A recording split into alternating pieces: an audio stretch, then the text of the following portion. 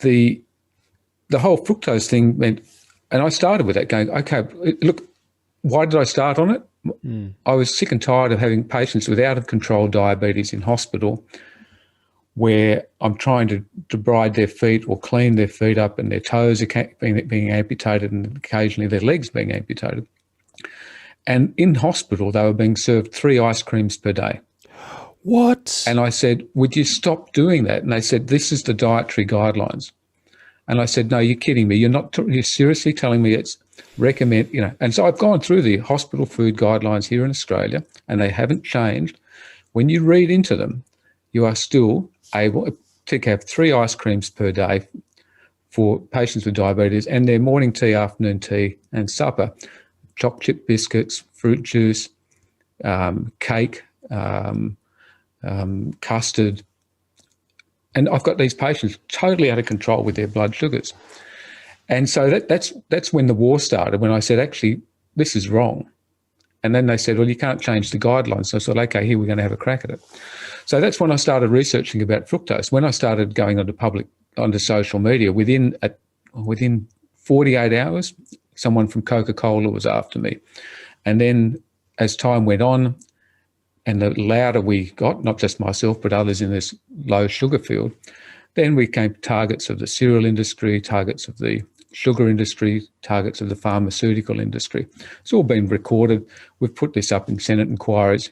We've got the documentation. I'm not making this beep up. I've put the beep in for you anyway, so you don't need to edit it. But the more trouble I was getting into, the more I knew we were down the path of something. So I started with sugar. And I recognised the perils of fructose because sugar and carbohydrates are just glucose or fructose or combinations thereof. It's only 2 molecules. So there's no difference between natural sugar and refined sugar or honey or agave juice or fruit. It's all just either glucose or fructose. And it only goes down 2 pathways. So when people say, oh, isn't fruit natural? I go, well, no, it's not natural because it's actually just glucose and fructose. Okay. And the pathways are exactly the same. And it's sweeter now than it used. The fruit's been manufactured for decades. Yeah. And it's not normal to have, as you said, a mango in Tasmania. It's just not a natural product here. So when you recognise, so that my pathway is, okay, sugar's a problem. And then I started realising about the industrial seed oils coming into the equation, particularly that combination of sugar, carbohydrate and seed oils is inflammatory. So it's much easier for someone wanting to take this up nowadays to say, okay, I'm not going to eat all that ultra-processed food. But going back 10, 13 years, we were talking about this in a stepwise process as we were just working it out because the literature was scarce. It was there if you went looking for it. Okay, and we should also mention that let's talk about processed foods in the industry. A lot of the sugar they use is not actually just what we would see as natural sugar cane. It's high fructose corn syrup.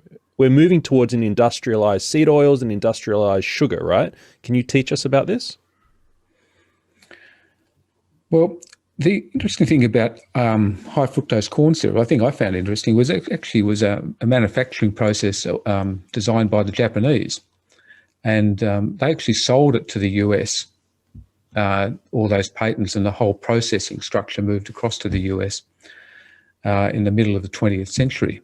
And I look at it now and I think the Japanese might have won the war.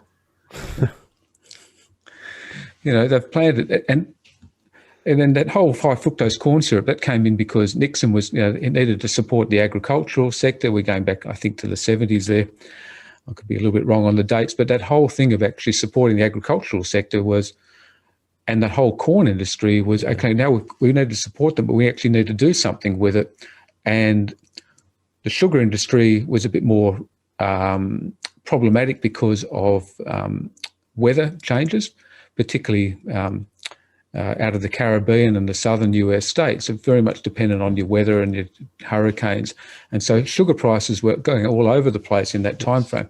So that move towards high fructose corn syrup with a more stable product that could be manufactured all year round created stability to the sugar industry. It all literally starts with the temperance movement.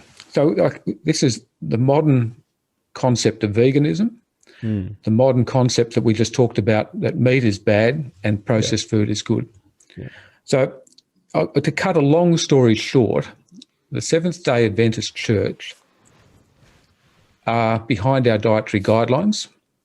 They are behind the processed food industry, and people say they're a small group of people, small group. However, the Seventh-day Adventist Church have grown to be the second biggest educator in the world after the Catholic Church, right around the world. They literally started the cereal industry of the world, the the meat analogues, the soy industry of the world, and significant interest now in vertically integrated in the whole health system. So in Australia, we've got Sanitarium, which a lot of people don't know is not. It is a church-owned organisation that doesn't pay tax. It's vertically integrated themselves into our dietary guidelines, our food systems. They wrote the algorithm for the Health Star rating. Did you just say Sanitarium is a religious organisation and not-for-profit? Sanitarium is wholly owned by the Seventh-day Adventist Church. They have infiltrated right around the world. They're a highly processed food organisation, and they promote veganism, and they're our most trusted breakfast cereal company because they say so. Yeah. And literally, Ellen G. White, who was the prophetess and the founder of the Seventh-day Adventist Church, her protege was a fellow named John Harvey Kellogg, who was typesetting her books at the age of 12, with the first one being about the perils of masturbation. And literally, meat causes masturbation. So imagine little 12-year-old John Harvey Kellogg is typesetting this book, reading that it's essentially damnation if you masturbate, and if you masturbate and if you eat meat, then you're going to die, and you're going to spend all eternity in hell. So John Harvey Kellogg was the originator of the breakfast cereal industry, and 101 cereal companies were born in a place called Battle Creek, Michigan, virtually all owned by the Seventh-day Adventist Church. They've all moved around, and they've been brought together and consolidated, but the origins of that are Seventh-day Adventist Church. So John Harvey Kellogg and his brother William Keith and others all ended up keeping the profit, but Ellen G. White, they kept on paying tithes to the system. But Ellen G. White came to Australia, 1890 or so, and actually set up Sanitarium here in Australia. She set up Avondale College, and these and this whole working group then were involved in the development of the dietary guidelines. So in October 1917, the American Dietetics Association was formed. With the person starting it, Leonard Cooper, was in fact Seventh-day Adventist who was working with John Harvey Kellogg at that time. She then wrote the textbooks for the next 40 years of dietetics. She also was involved in writing the US Defence Forces food and the rations. This is all based on vegetarianism, veganism, highly processed food. All of the organisations in the Western world followed suit. The British, the Canadian, the Australian, the South African, the New Zealand Dietetics Associations then all were formed under the model of the American one, which was in fact a vegan, vegetarian, highly processed food industry. Propaganda machine. The first Adventists were known as Millerites, named after William Miller, the leader of their movement. William Miller was a sometime agnostic and deist, and in his own sort of spiritual journey, came to discover that he needed to get engaged with the God of Scripture, and so started reading the Bible, beginning in Genesis, verse by verse, and in that process became very persuaded that much of Orthodox Christianity of his time frame had neglected an understanding of the soon return of Jesus Christ. According to Miller, Jesus would return October 22nd, 1844.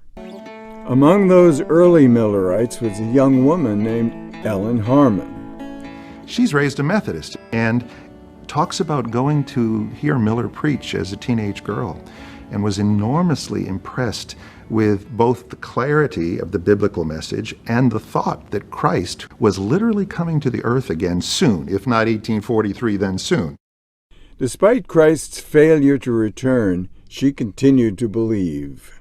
By 1846, she married and became Ellen White. Along the way, they went from being called Millerites to be called Adventists, to denote those who were expecting the literal second advent of Jesus Christ. Ellen's husband James was an Adventist preacher, and together they published a religious journal, and word began to spread.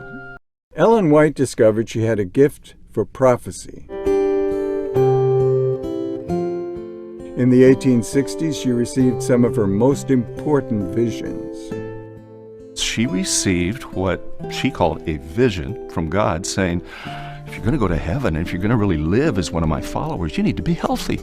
She believed the mind, body, and spirit were interconnected. She stopped eating meat and adopted a plant-based diet. It wasn't easy at first. She started eating granola crackers. And then after about 3 weeks of this, she said, I can't do this. These things taste like cardboard, like eating wood chips. But she did start to feel better. Exercise, eating vegetarian, and abstaining from tobacco and alcohol became tenets of the faith.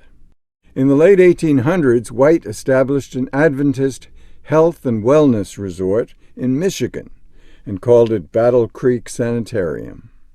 John Harvey Kellogg was the institution's director. He and his brother, of course, invented Kellogg's cornflakes. Kellogg's Battle Creek Sanitarium was seeing the major movers and shakers of Victorian society show up.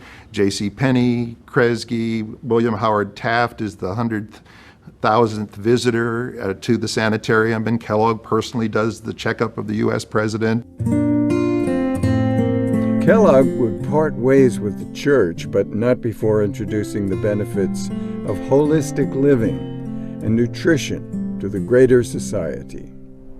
Ellen White went on to create a new medical school for the church in a small hill town in California known as Loma Linda. Today, Loma Linda is home to one of the many medical universities and hospitals the Adventist community has become known for. When you start looking on, if you go on into your general practitioner here in Australia and you go on to virtually all GPs run either medical director or best practice software. Yeah, I've had that before. If you go so if you go onto that material, their back-end resource material has been kindly supplied by Kellogg's and Sanitarium. Yeah. It's not stated. It was just sitting there on every doctor. There was a vegetarian, the Australian Medical Association published a big review of the benefits of vegetarianism a few years ago, 2012, 2013. Completely sponsored by Sanitarium. And every person who was actually writing for that was either working for Sanitarium or working at the Sanitarium Hospital in Sydney, or was attached to this whole vegetarian, vegan-based food propaganda machine. So again, that was a document which came out pretty well rubber-stamped by the AMA saying, well, vegetarianism is good, we've got to have cereals and grains. 18 months ago, David Gillespie, who was the Assistant Minister of Health, came out with a statement about saying fibre is good in the diet. Came out of nowhere, and it was written by Kellogg's. So this is when you start realising the depth of their persuasion. We know who they, where they are positioned within the World Health Organization, the United Nations, where they're positioned in politics here in Australia, in the US Congress. It is a fascinating process, how they've been working. So the Seventh-day Adventists are the conscientious objectors. And good on them, they don't believe in violence, they don't want to go to war. So they've moved into the public health sector in such a massive way that they are influencing world health policy. I remember when they used to fry chips at Macca's and deep fried KFC in beef tallow. And then somewhere around the 2000s, I think, they switched to a blend of sunflower and canola. Well, that became a price point. And again, it was a bit earlier than that they did that switch. I think it was about the 1980s, actually, they switched across. Because I've got some graphs there which actually show that we literally saw the increase of sugar go up, increase of refined carbohydrates, and it was actually with that introduction that change with KFC did. that they literally moved the seed oils in, and hand in hand with that came our obesity revolution. I'm not blaming KFC for it, but the timing of it was really pushing up the whole industrial seed oil component of our lifestyle. The problem with the seed oils is, as I said, are highly inflammatory. They've got lots of double bonds in them, open to oxidation and inflammation. But the big problem with the seed oils is that they have a half-life of about 4 years. Right. So you can't get rid of them very quickly. So I've got, we've been down this path trying to work out that length of time that a seed oil is actually active in the body. And realistic, it's probably 4 years. It may be shorter, but it could be a half-life of 4 years. So therefore, that inflammatory process, if you're actually going to eat healthy and eat well, you're going to take 4 years to really blow it out of the system. So when the guidelines, when they talk about healthy fats, they've started to talk about don't eat trans fats and stuff, which is nice. But they are still saying... trans fats is a really interesting one, okay? Yeah. There are industrial trans fats and there are animal trans fats. Okay. The animal trans fats, which are found in dairy, actually been associated with longevity and better health outcomes. Right. Whereas the industrial trans fats are the ones associated with greater inflammation and toxicity. So one of the things you'll hear from the plant-based people saying, oh, dairy has got trans fats in it. And absolutely correct. It does have trans fats in it, but those trans fats are different from the industrial trans fats. And they've got studies showing that they're actually beneficial for you. Ellen White's work in Australia and New Zealand was largely a pioneering work.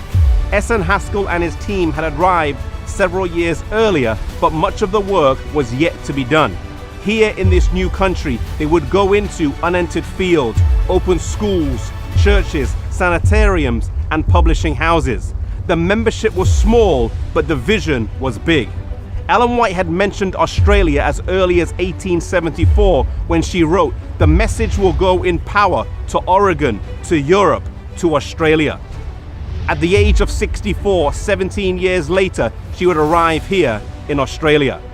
The original team had originally docked in Sydney, but they would end up settling here in Melbourne, and this city is really the birthplace of Adventism in Australia.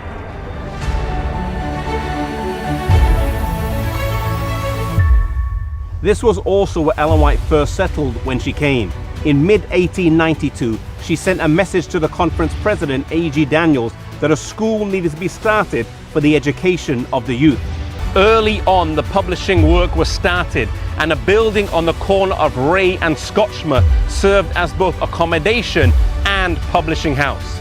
The first copy of the Bible, Echo and Signs of the Time was published in January of 1886. Later on, they would purchase a property here on Best Street for $1,400, and a 3-story building was erected. The publishing house would stay here until it would move in 1905 to Warburton, where it remains to this day. Our early pioneers sought to use the best means of communication to share the message, and this was integral to the strategy of the church as it planted in new areas.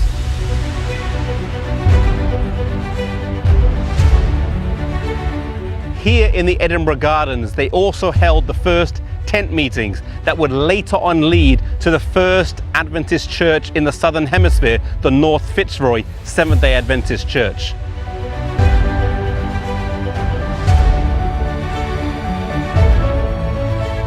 Another work that started early on was a health food company. This was known as Sanitarium Health Foods and started in 1898 on Clark Street in Northcote, Melbourne. Ellen White strongly encouraged this, as well as the later move of the company from Melbourne to Avondale so that the college students could work there. Today, Sanitarium Foods is one of the largest health food companies in the world and is widely recognized throughout Australia for its wide range of products, in particular its flagship product, Weet-Bix.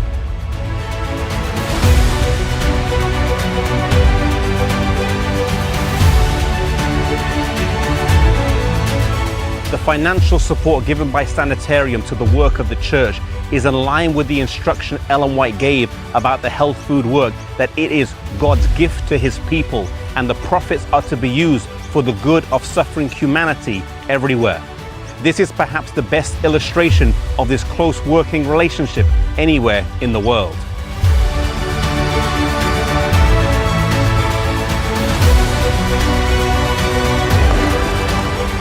And so the work of the church started in a comprehensive fashion. Evangelism, church planting, education, a health food company, a publishing house, and a sanitarium. There were many dimensions to the church in its early days, despite only having a few members. I got reported to the medical board because I irresponsibly reversed someone's diabetes on national TV. So we've still... Yeah, I'm completely in agreement with you. Like, how can this possible mischief continue on? Well, it continues on because we have a small voice and we're up against multinational, multi-billion-dollar industries which have got a lot to lose if we're right. That's true. And therefore, who's got... by way of example, I was doing work with one of the radio compares, morning radio. I put one of those glucose monitors on his arm. We got rid of his diabetes in 2 days, fabulous. But on air, he announced that he was eating 2 slices of whole grain, the best bread possible. His blood glucose went up through the roof, and he literally on air said how crap he felt. Yeah. Within 2 hours, the bread industries, they were on to management saying, pull that now, otherwise we pull our advertising. Yeah. Here's the answer. You either want it or you don't. Animal-based agriculture is healthier for us. It's actually healthier for the environment. It restores organic matter to the soil. Plant-based agriculture is an incomplete food source and it robs nutrition from the soil. That's as simple as it is. I can't make it any simpler than that. And we need to restore our health. We need to restore the health of our soil. And that's the only way out from a health aspect for ourselves and the planet, is to look more back at our animal-based agricultural sector, particularly regenerative. I want in my Seventh-day Adventist community for every single member to be transformed by the indwelling Jesus that makes me kinder, compassionate, genuinely interested in the needs of others. The people who lived before the flood ate animal food and gratified their lusts until their cup of iniquity was full, and God cleansed the earth of its moral pollution by a flood. Then the third dreadful curse rested upon the earth. The first curse was pronounced upon the posterity of Adam and upon the earth because of disobedience. The second curse came upon the ground after Cain slew his brother Abel. The third, most dreadful curse from God came upon the earth at the flood. The inhabitants of the old world were intemperate in eating and drinking. They would have flesh meats, although God had given them no permission to eat animal food. They ate and drank to excess, and their depraved appetites knew no bounds. They gave themselves up to abominable idolatry. They became violent and ferocious, and so corrupt that God could bear with them no longer. Their cup of iniquity was full, and God cleansed the earth of its moral pollution by a flood. God gave man no permission to eat animal food until after the flood. Everything had been destroyed upon which man could subsist, and therefore the Lord, in their necessity, gave Noah permission to eat of the clean animals which he had taken with him into the ark.